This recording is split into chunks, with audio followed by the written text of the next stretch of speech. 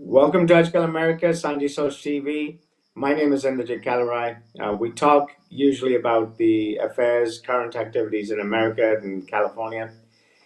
Most recently, we've had the election for Proposition 50 in California. We've had quite a few other elections across the US. The one that's getting a lot of attention is Proposition 50. It had the attention before it got on the ballot, it's now got attention after the fact. The results are in. Proposition 50 got voted in by the California voters. There are many people who are not happy, and there are many people who are happy.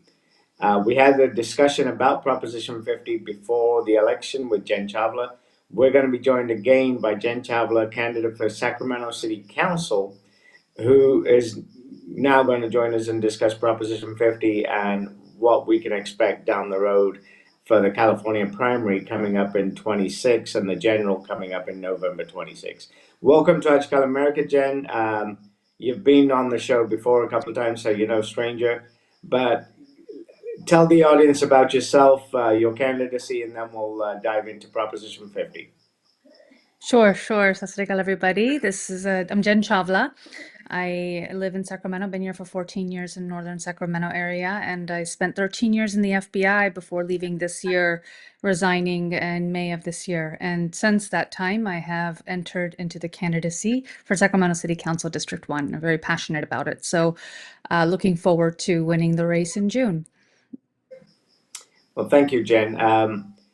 Carrying on with this Proposition 50, we discussed before the election was going to happen. We discussed whether Proposition 50 was necessary or whether it was appropriate. Following on from that, we had the election a couple of weeks back. We've had the results. Proposition 50 is on the books. And there's a few people who are not happy. There are a few people who are extremely happy. There are some legal challenges that have been put up to Proposition 50, and they're going through the legal process. Is there any possibility that come June 26 or March 26, when most of the candidacies are formalized and done for, and then the races start for the primary in California, do you think that these legal challenges may have some impact, that we may have to jump back to what we had before November 4th? Well, I know that there's a couple of different legal challenges. There's the one that happened in California right after Prop 50. I think that was immediately after Prop 50. There were lawsuits filed. But now there's been Texas's gerrymandering that was struck down recently too. So I think that there is a possibility, but less so in California than what happened in Texas with the federal judge ruling that the 2026 redrawn districting lines were considered racist is the word that was used. And this is based on the opinion that I read. But in terms of 2026 lines that were drawn by California, I don't think that there's going to be as many legal challenges that are going to survive because we went about it the right way in the sense of we put it on the ballot, we had people vote on it, and we had posted the pre-drawn lines of the proposed new districts well in advance, long before Prop 50 ever even hit the ballot. So the constituency of California was involved in every step of the way, which I think is why if there are legal challenges that continue against California, they won't hold up as much as they are holding up in Texas. Sure. Basically, we'll find that out as we move along. One of the opinions I have heard is that sort of most likely the legal process and the timeline that's involved, it may be too late to have an impact. So basically, by the time we get to March, where everybody has to have their filings in and done and closed, once that's done, it may be too late to go backwards or shift things around. And at that point, we may just be stuck with what we have until 2030. I mean, I don't see any change before that.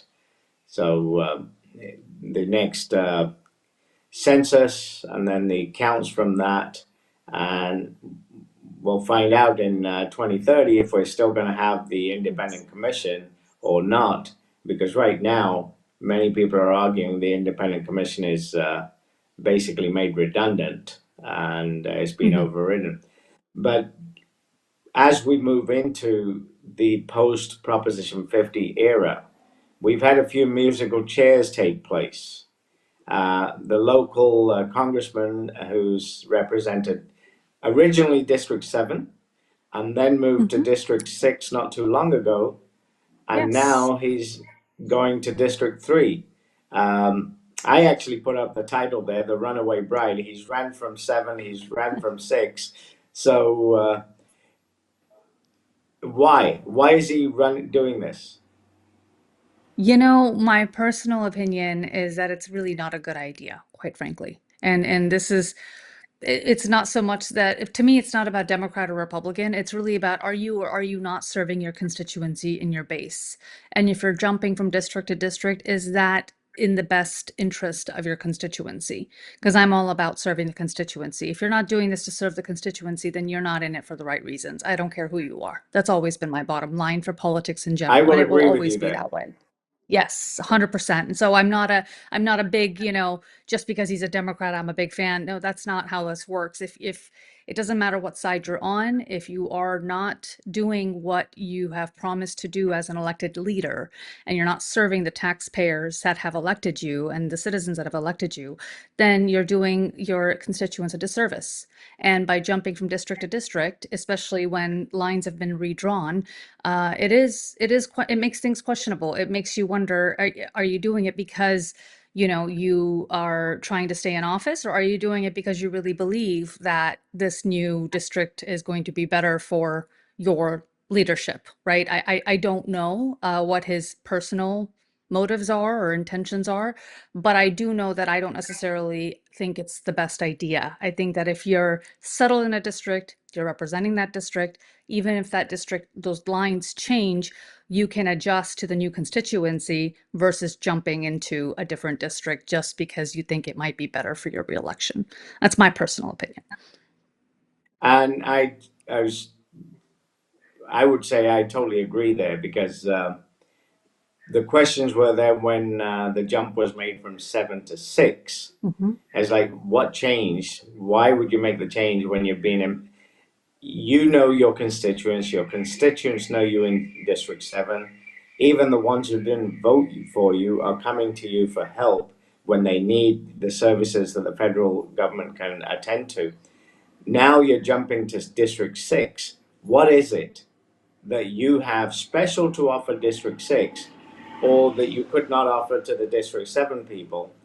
But you've done that jump once and you've only been there maybe a term and a half and you're jumping again. So, totally, it doesn't seem to be you want to jump for the people that are there so you can serve them. You're jumping for some other reason. And maybe, I mean, with Matsui and Bera swapping seats, it's sort of it's like, what's the motive here? And it might have been a party political motive, but in this particular case, let somebody fight for 3 rather, because the district's now drawn. There are candidates who've tried to win that. It doesn't matter the R and the D. I agree with you there, but some established local candidate who's been doing the work, back them, give them your sport, as opposed to jumping in and saying, I got name recognition, I can win here. Well, you're already winning in 6. Why do you want to go take away another one? So, yeah, I totally agree. Is there Yes. anybody else who's going to be switching, or is Ami Bera the only runaway bride? It's a very interesting. I know I can only speak for what's happening in Central and Northern California for the most part, mostly Northern, and that would cover. I mean, the most north is the first district, so I know there's a lot of challenges up there 'cause it's very far north. But between 3, 5, 6, 7, there have been a lot of, I want to say, rumors in the political circles that I've been finding myself in recently as a candidate. And you hear a lot of names being dropped, right? So you hear, oh, so and so might run, so and so might jump in. And and usually it's local leadership that wants to move up, and I'm not against people wanting to move up for the right reasons. But again, I to me, the reason I'm running for this seat is because it is nonpartisan. It's more important to me that I am representing a constituency than it is that I am, trying to represent Democrat or Republican. To me, it's all about the constituency. And I think that should be the case across the board for any seat, quite frankly. It should be that should be the case for any seat, whether it's local or national. Now, if you're jumping from a local seat to a national seat because you want name recognition or because you want to further your career, then that's one thing, which I don't necessarily agree with. But if you're doing it for the best interest of the constituency and of the district you're trying to represent, then that's a different story. I can't speak for everyone, but the names I've heard that are making that leap, I don't think that it is for the reasons of, representing the body of people that they're trying to represent. It's more just, trying to jump ship to move up. And I feel like we should Right. first finish the job we started locally before we're moving Hmm. on to the next seat. Yes, that's my Exactly, personal because opinion. I totally understand when there's an incumbent of an opposing party, there's going to be a bunch of a few Hmm. candidates who want to rise up, and depending on what happens in the primary, then they can move forward. But on the name recognition base, you've already got your constituency, you already got your base, and those are the people you're supposed to be working for. And there appears to be a building of lack of confidence, regardless. Going back to these lawsuits, I think we have consensus, at least between you and I, that the legal process may take too long to have any impact, no matter what the decision. Uh, so, come March, are we expecting just a normal primary election, or are we going to expect some Mm. fireworks?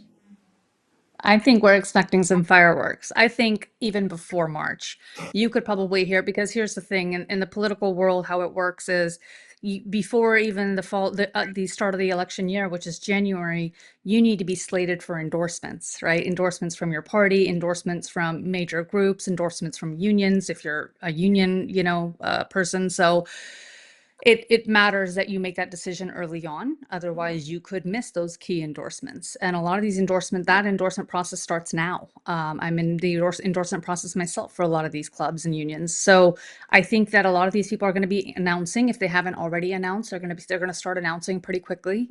You should probably hear all the names that are going to be out there by January, I would assume.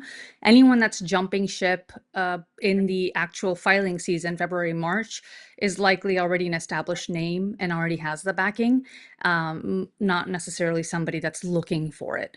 I do know that the Barra seat that he's jumping from six, he had lost a lot of popularity in six, and that was because he had made some moves that his base didn't actually like and appreciate. So he was getting a lot of pushback, and so that may have been a motivating factor for his move. But again, that's not, constituents don't like that either. If you can't serve Right. your constituents in one district, that doesn't mean you're going to be able to serve them in another district. So I always come back to the same thing. Are you in this for the right reasons? Because I think a lot of us, Democrats and Republicans in general, are sick of politicians being politicians. Right? Like, I quite would agree frankly. there because we're seeing that up the federal level, the state level, and across the board. Yes. It seems to be more of Yes. a entrenched. I got to fight Mm-hmm. regardless of it making sense or not, and Yes. regardless of the federal battles on the government shutdown. In the end, there was no outcome for what the stance was. So if we're Mm-mm. going to end up there after all these people are not getting their paychecks and stuff, then definitely yes, the people who are Yep. depending on you are going to lose confidence. And I think Yes. at the federal level, at least in the Senate and Congress, we do need fireworks. Yes. And we are overdue for change in general. I mean, I know what it means to be in a shutdown. In 2018, we had what was previously the longest shutdown as a federal worker. I remember that. And at that time, I had just had my daughter. We didn't have as much, and we actually had to find ways to pay our mortgage bill. So I know what it means to be, lose a paycheck overnight and not know what to do about it. And fortunately, we're okay now, but there are a lot of families that are struggling, and especially with a loss of, benefits across the board for people. It's coming at them from every which way. And I think it's not in the interest of any party or any politician to cut checks from earning people, hardworking earning people. And I will tell you, at least in the FBI, when I worked there, we worked nonstop, even though we weren't getting paid. It's not like we were able to stay home. Nope. Not only did we work, but we also had to give up any leave that we had scheduled. So even if it was in the holidays, you were still going to work. It didn't matter. So I think this is the kind of thing that is pissing people off, quite frankly, that what are you doing if you're, and Congress was still getting paid. Yet Yep. and they were on recess. They were on recess, but they were still getting their paychecks, and we have to go to work and defend, protect our people, protect the country, and that's what makes people question, what are you doing? What's the purpose of this? And which is again why I like to stay and start in local politics, because the local constituency base here, you can identify with them, you can relate to them, you can see what their needs are, and you can immediately have answers and ways to fix the problems versus playing the political game of, what's next for me, or how do I get my name out there? It's never been about name recognition. It's for me, it's more about how do we fix the gaps in our community to start with and build the structure that we need to have a more transparent, accountable, and integrity-based political structure that we can build upon. Because if we don't have that, then this is what we end up with, a fractured system that doesn't work for anybody, either side of the aisle. Right. Um, just on as same sort of topic, but Nancy Pelosi has decided she's not going to Yes. run again 2028. So that is a large political legacy that is actually doing something that Feinstein and many others did not do. Uh, Yes. I would commend Pelosi for walking away while she still can walk away, because Feinstein decided to sort of basically move into the coffin while sitting there. And many people in Congress and Senate are doing that, and the discussions keep Mm-hmm. coming up on how competent some of these people may be. Um, Even with Fetterman, who suffered a accident a few days back, there was concern about his health when he got elected, Yeah. and age-wise he may be okay, but there's quite a few people there who seem to be stretching this out, not showing up, maybe lying in a hospital bed. So, any thoughts on Pelosi taking the graceful walk out of politics? And Pelosi's another interesting one. I interned for Barbara Boxer back in the day, and I remember Pelosi's been around forever. And I'm bringing this up because she was one of the ones that I admired along with Barbara Boxer. I remember Barbara Boxer was our old senator, and I always remember thinking, man, Pelosi, she's someone that really stands up for us. She does the right thing. But I think that was lost at some point, right? I think when you have that fire as a politician and you're ready to do whatever it takes, a fire can only stay lit for so long. At some point, it does extinguish, whether you like it or not, whether it's because of age, whether it's because of, you've done your job, your due diligence, there's nothing really left to have fire for, whatever it may be.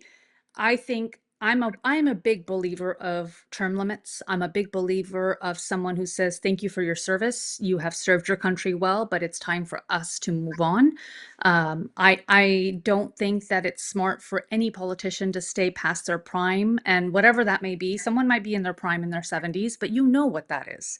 You know what that is. If you're having a hard time walking, if you're having a hard time talking, if you're having a hard time making these trips, you're past your prime. So we should be keeping those doors open for the younger, more ideological, or fire-driven kids and people and adults who are ready to make change. And when I say kids, I'm talking 20s. You see a lot of 20-year-olds coming in wanting to jump into office, but I don't think that's a bad thing necessarily, right? I think that's a good thing because they have that fire and that drive, and they really are trying to do the right thing.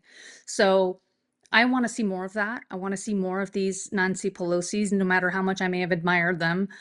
step away and do the right thing. Because again, if you're not serving the constituency, if you're not serving your base, what are you doing? What is the purpose of your role? And how do we get back to serving the people? And quite frankly, we are as polarized as we are in at this time, the country that we have, you have to be able to represent everybody, whether you like it or not. So you really do have to reach across the aisle. You really do have to represent everyone equally. And it's one of those things that if you're doing it for too long and you're not singing a different tune and things are not getting better, then we need some kind of change. And we need to bring in people who are going to sing that different tune and bring people together. That's my personal thought. I would agree on that because term limits are definitely proving their case when it comes to Hmm. certain individuals in the federal establishment.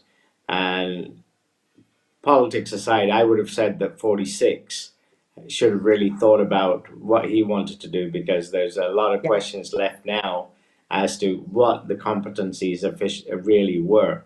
We may throw out stones on others and their competencies, but if we can't keep our own, I totally agree with you that we have to take the graceful way. And I think in Nancy Pelosi's case, it may be a day late, but she's still done it. So I Yes. think there's Yes. some points to be given for that, sort Hmm. of wake up. Looking back at who actually announced he was going to run for that seat, regardless, our own state senator, Mr. Weiner, is he going to be able to fill Nancy Pelosi's shoes, or are the heels going to be too high for him?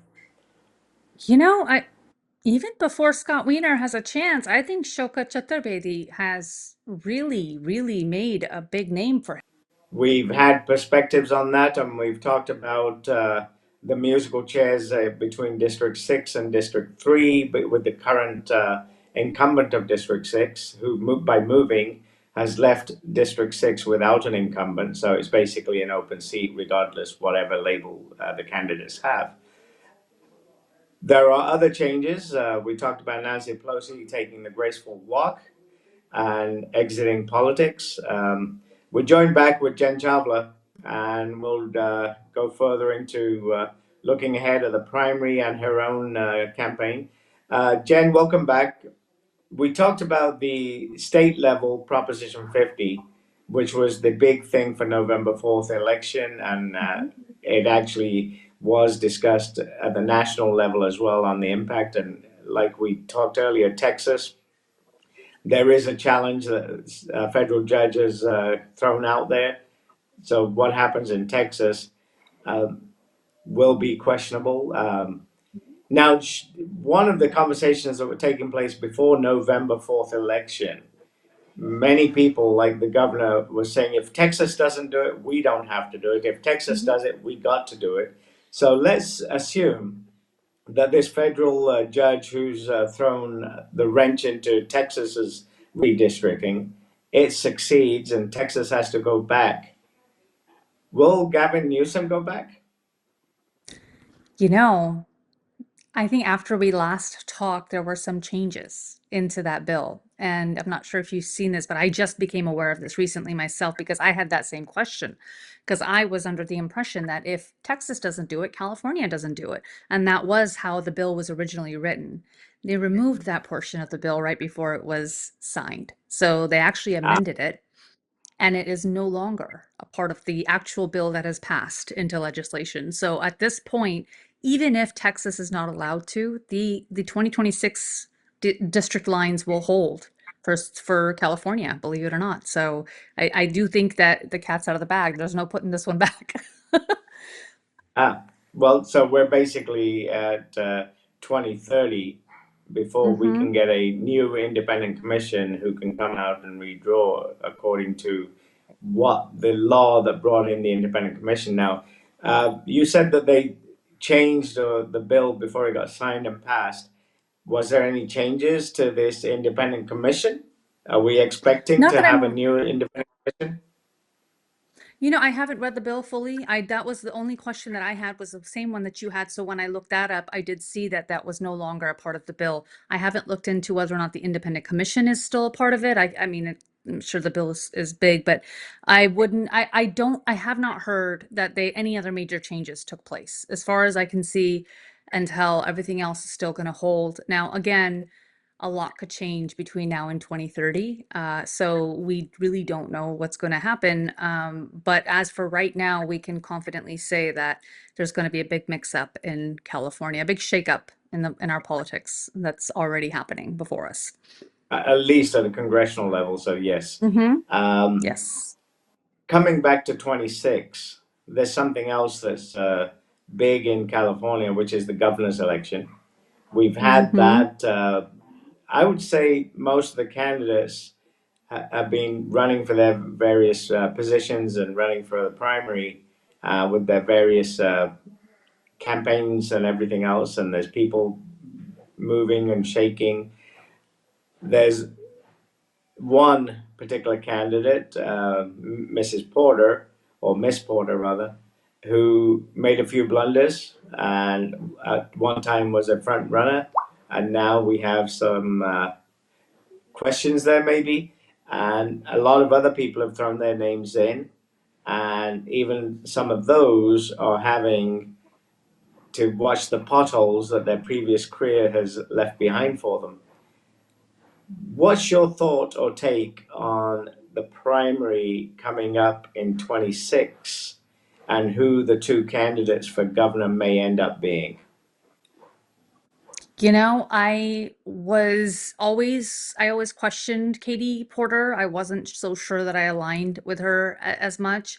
Had she been, the selected candidate, then that would have been a different story. But based on what I've seen and what I've heard, I'm actually very glad that she's no longer in the lead. I don't think I could back any man, woman, person who could mistreat people like that. And I'm sure you can relate to this, but people who look like us are held to a much higher standard in this world, and we have to work twice as hard and be 10 times as respectful and not, upset anybody ever to just to get where the average, Katie Porter would be and not have to work. She doesn't have to work as hard as we do, obviously. So it really upsets me when I see people like Katie Porter who are able to mistreat people and get a free pass. And I'm glad that she's being held accountable, because that is, again, that's my biggest thing, is accountability. Is I think people should be held accountable, and I'm glad that even her base is holding her accountable for that. So that's one thing.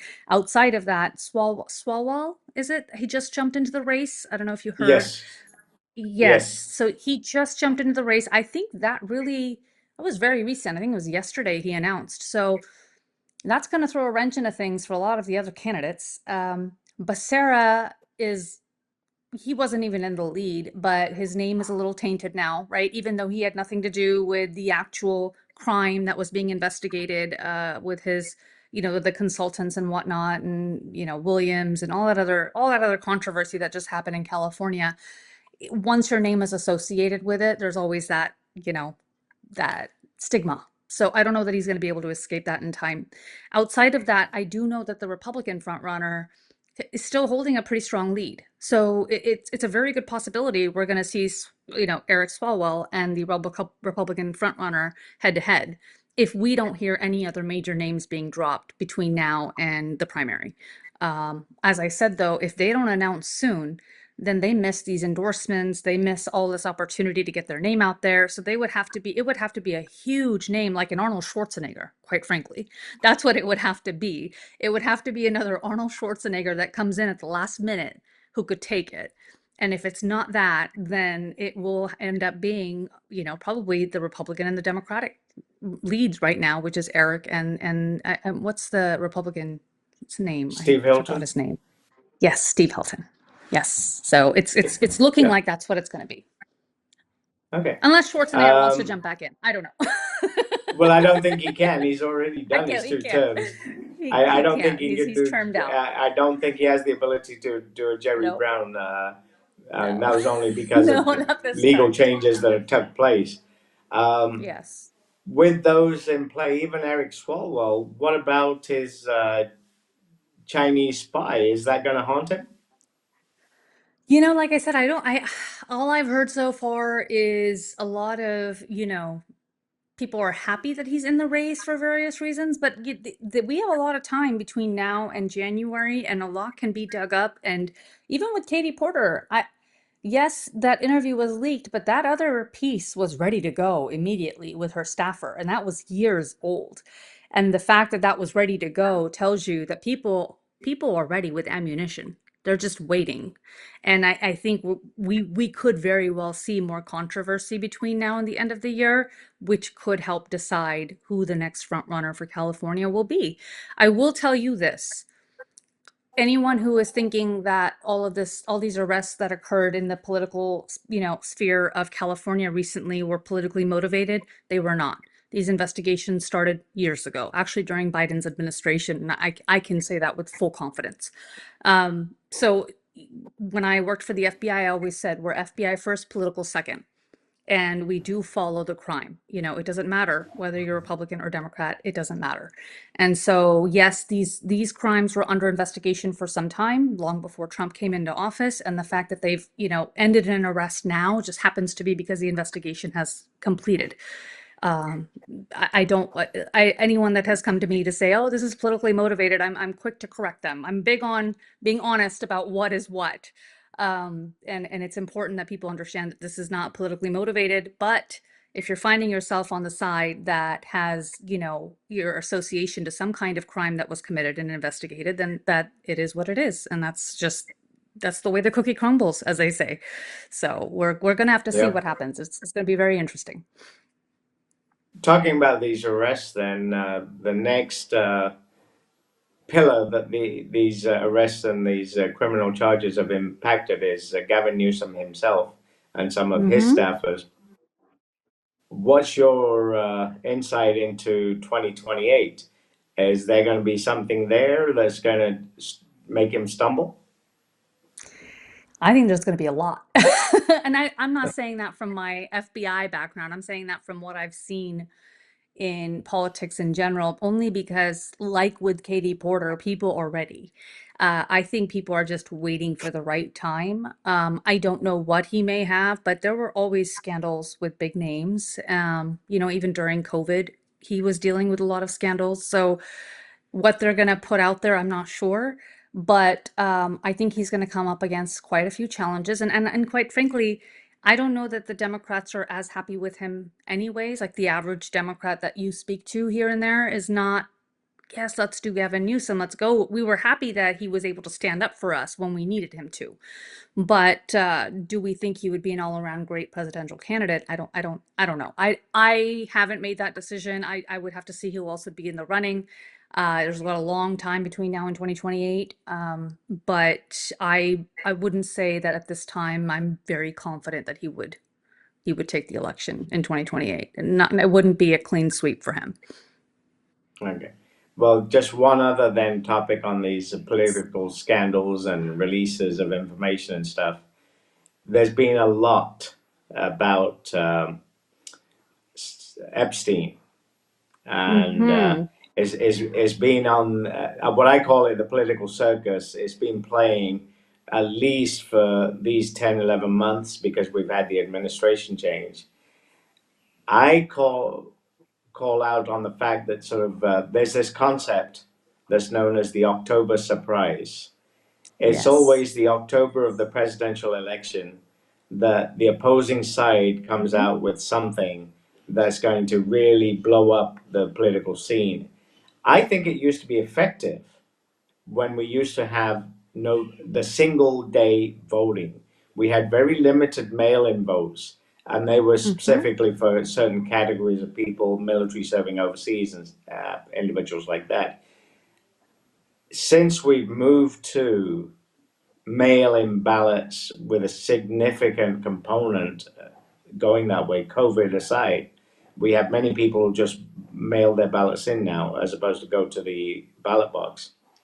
The September October surprise may not be as effective as it one time was.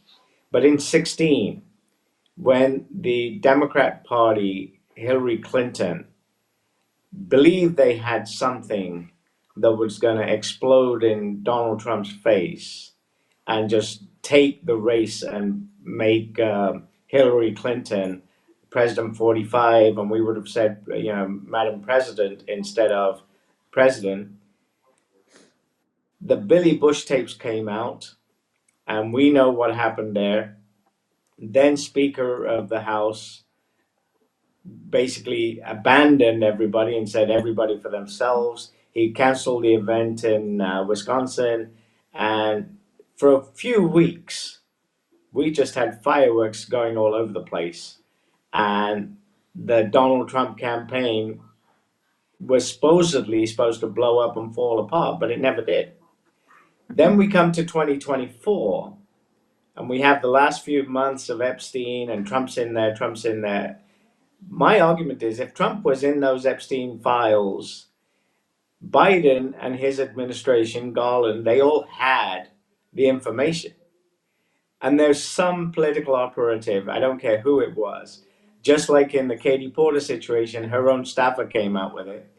And whether it was the FBI or the DOJ, I'm sure there's some competent person who's either known to be a leaker or is just going to leak it because they can't stand Donald Trump coming back in again. I would have expected the October or the Labor Day, September surprise to have blown up then. Here's Epstein's files. This is the garbage in there. And look what Donald Trump is being accused of doing. So if we have that situation and it never occurred, how much of this political hoo-ha about Epstein and the people in there is just fodder because we need something to play with in the media? I think the bigger thing about the Epstein list, even bigger than politics, is that there are victims there. And I think we need to acknowledge that. And I've always said, again, not about party at all. I don't care who's on the list.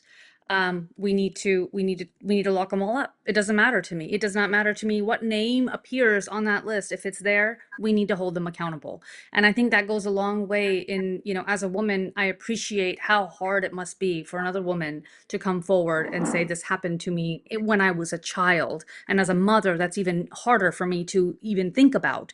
So what they had to go through, I think, is so excruciating in and of itself. The fact that they're having to relive it over and over and over again until this thing is settled must be so difficult for them. So for me, it's more important that this is done and just handled sooner than later.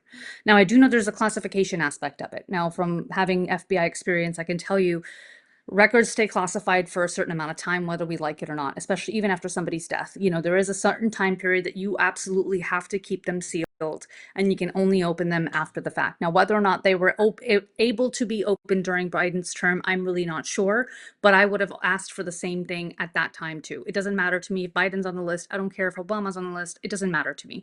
Anyone who is on that list should be held accountable. Now, whether or not that's going to happen, whether or not there's going to be accountability is the question. And I think that's where everyone is frustrated at this point because we've made it into a political thing when really it's a humanity thing. And that's where I get so frustrated because I'm trying to see this from a human perspective, that why are we mistreating our people and why are we okay with that? Why are we hurting children and we're okay with that? At what point do we put politics aside and say what's wrong is wrong? That's it. I mean, I think that's something that the Democrats and Republicans can at the very least agree on for the most part. Hurting children is Totally, wrong. And, totally. and and evil has no creed, in my opinion, quite frankly. I don't think that you're evil because you look a certain way. You're evil because you have a certain faith. You're evil because you have a certain party. No, you are evil and you happen to be a Democrat or a Republican. You're evil and you happen to be a man, woman, whatever. So it's, for me, evil has no creed. And if the fact that we label people before we call them evil is the reason why we have so many issues with holding people accountable, because we're so busy pointing the finger at everybody else that falls into that category. Instead of actually holding Right. that person who is accountable, holding them accountable is the most important thing to do. And the fact that we haven't done that yet is quite frankly a stain on our country and our nation's history. It's going to be a big stain on our nation's history. And I hope it comes out, and I hope it comes out soon. Whether or not Trump is accountable at this point, I don't care. I just want it to be done with because I think it's taken long enough. And I would agree on that concept. I mean, Epstein files aside, I think much of our political contaminated judicial system has led to a situation where the victim has Mm-hmm. become secondary or negligible to whatever the consequences are, whether it be the issue of illegal immigrant criminals. We've done more to let that person go or not hold them accountable just because we stand for Yes. illegal immigrants, just because we Yes. claim to be humanitarian on that side. We're going to let this Right. individual go, but we're not going to look at what the victim went through. And in many Mm-hmm. cases, when there's been a murder, we're not looking at the whole family and what they're suffering because they lost a family member and a loved one, or children who lost a mother, or siblings who lost a sibling, parents who lost a child.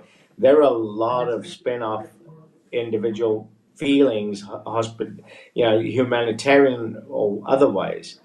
Yet our politics have gone so far into the judicial Mm-hmm. system where we are not holding the criminal accountable, and we're just ignoring the pleas of the victims. It's happening quite a bit.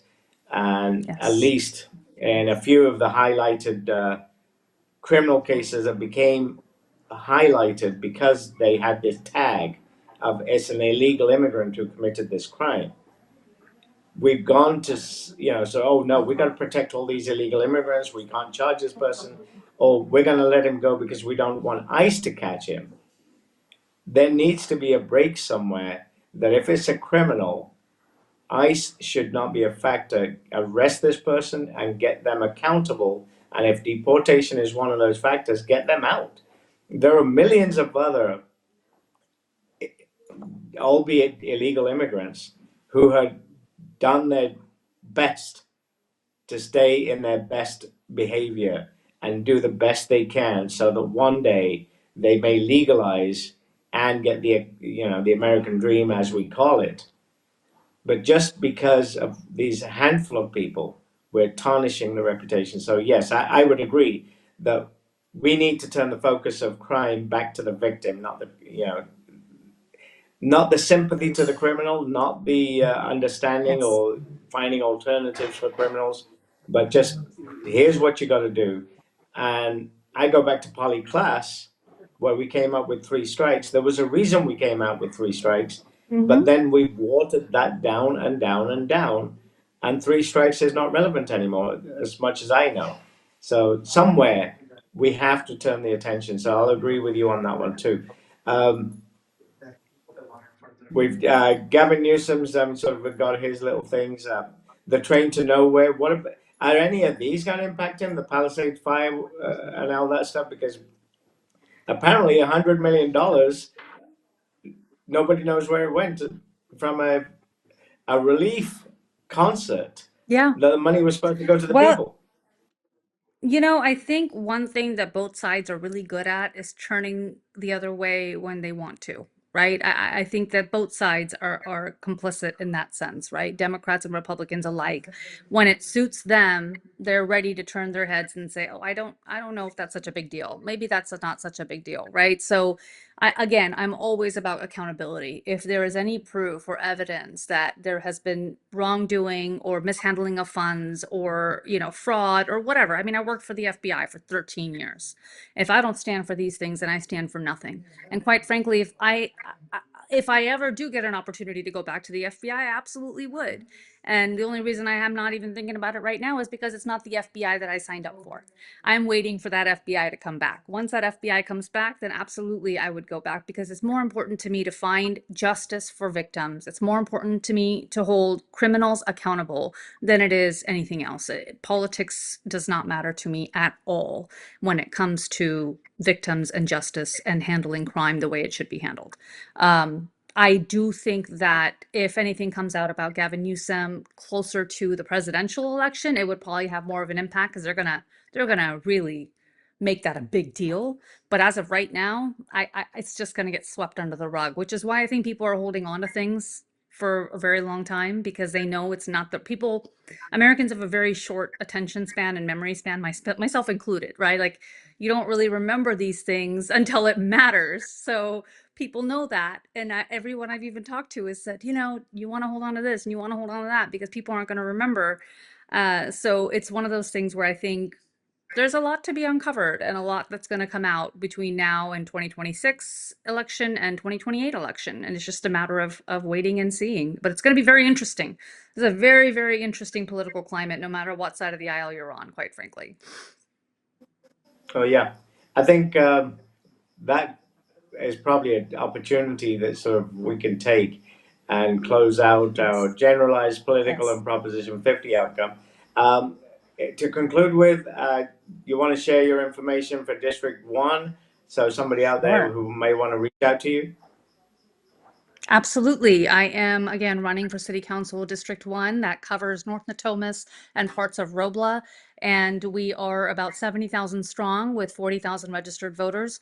My goal really is to highlight the diversity that we have here. We're 65% minority. And I think that's very, very critical to mention because having that much diversity, I think, is such a rewarding factor that we should be harnessing it and we should be highlighting it. And I do believe that I am a good representation of what it means to be a District 1 resident, and I could represent them and be the leader that they need because their voice has not been heard. In an area where the minority are the majority population, we have leadership that does not reflect what the population looks like or sounds like or works.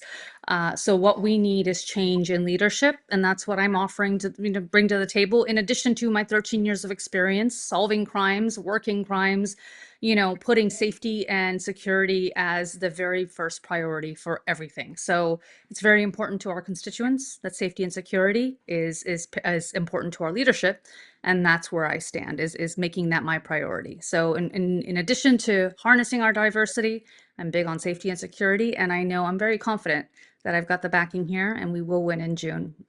So vote Jenn Well, Chawla, thank you, vote for Jen. And yeah, jen.org. well, thank you for that and Yes. all the best for June. And based on Yes, thank you. today's discussion and the openness and the concern for victims, I believe you deserve a fair chance, if not a better chance. Okay. But all the best to you in June, and look forward to chatting Yes, with you thank again you. on other topics as they come up. You're watching Aaj Kal Thank you. America on Sanjhi Soch TV. My name's Inderjit Kalirai. We usually discuss current events of California and the U.S. at large. We were joined with Jenn Chawla, who's a candidate for District 1 in Sacramento City Council. Thank you for watching. I look forward to meeting you again. Enjoy your day. Thank you. Bye.